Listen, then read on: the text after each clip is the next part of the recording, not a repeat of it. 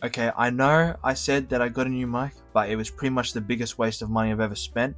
If you listened to my previous video, you won't hear it as much due to my below average editing expertise, but it practically sounded like I stuck my head in a microwave with popcorn. So I'll be sticking to my previous microphone until I find a better replacement. If any of you lot know of any good ones, let me know down below.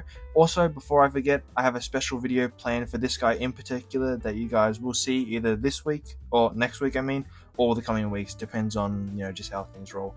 Today, I'll be finally going over an official Hasbro product for once. I know, incredible. And the product in nature is going to be the Legacy United Magneous from the Infernac universe. Now, starting with the packaging, and I accidentally threw it out already, but I don't think any of you guys would care since it's been the exact same packaging for the past 3 years or so, and I'm pretty sure everyone has seen what they look like by now. Unless you've been living under a rock, in that case I advise seeking professional help and getting proper housing. Over to the figure now, and I'm quite surprised to see that Hasbro has continued their Armorizer line. If you don't know what I'm talking about, over the past few years, Hasbro has released groups of figures that can be pulled apart and attached to other figures as weapons and armors, and the occasional combiner like the Junkions from last year. But this time around, this line is meant to be based off the Rocklords from 1987, which transform into rocks. Not very creative, but they're pretty good at cracking the back of your sibling's head on Christmas morning, I'll tell you that much. Anyway, instead of transforming into rocks this time around, they've taken a note out of the Grand Tour and turned them into rock cars. Crazy how 37 years later and all they've done is slap some wheels and call it done. But don't get me wrong, it's a really cool design for robot and vehicle mode. I really like the amount of texture and detail they put in, however I can't say the same for the painting. But I can say that I will be changing that in the near future by giving him a custom paint job. I do have some experience in the field, as before I did make videos I used to collect and build model cars and kits, but you guys have to be patient for that video. Now over to accessories, he just has the one, unless you count ripping his arms and legs off, but I don't, so I'll just be going over his axe. And overall, it's a more rare weapon to see, as you don't really see many Transformers running around with axes on shelves as of late, but still a cool weapon, and it can be pegged into his rear on vehicle mode. Bringing it around to articulation, and for being a car builder, he is surprisingly quite agile. Starting with a pin in the head for left to right movement, surprisingly not a ball joint, which I feel like could be easily added instead of the pin, but I guess that's what Hasbro wants to do. His arms are pegged in, so he has full movement of rotation 180 degrees. A pin in the elbow for 90 degree movement. Ball joint in the wrist.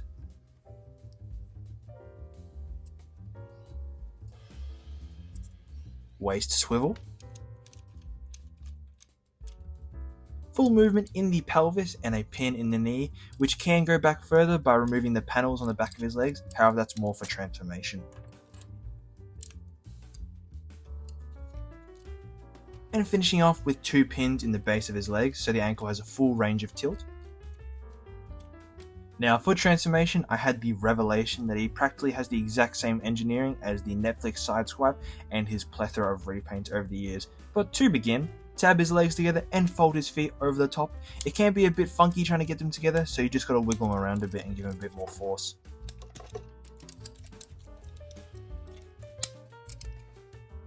Next, separate his shoulders from his chest section.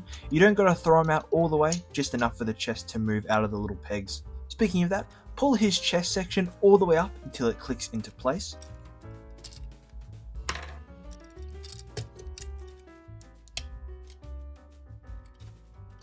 Then fold out the front wheels. It can be a bit tight on the first go, but just be firm but be a bit gentle.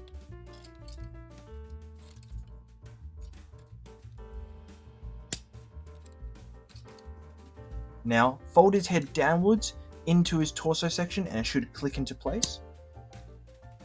Back to the legs, remove the 2 back plates and put them aside, and then fold the legs over to connect them to the cab.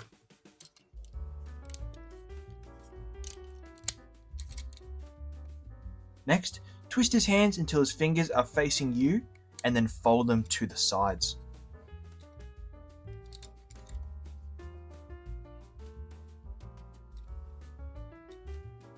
Then fold his shoulders inside. They don't peg or anything, they just sit there with friction. And finally, grab those 2 panels and attach them to the sides of the doors, finishing off with tabbing his axe into his tray.